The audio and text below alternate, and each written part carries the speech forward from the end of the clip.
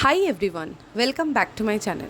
In today's video, I will show you how to quickly and easily arrange a reference list alphabetically in Microsoft Word. First here my reference list. As you can see, the entries are not in alphabetical order. That's a problem because most academic styles requires the reference list to be sorted alphabetically by the author's last name. To fix this, the first thing I will do is select the entire reference list.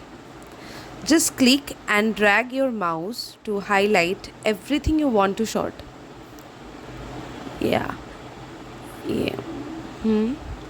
So now go to the Home tab in the top menu. Next, look for the A to Z icon. It's usually located in the paragraph group. Click on it. And just like that, your reference list is now sorted alphabetically. Don't forget to save your file. A super quick and easy way to alphabetize your reference in Word. If you found this video helpful, don't forget to like, subscribe and hit the bell icon for more academic writing tips. Thanks for watching and see you in the next video.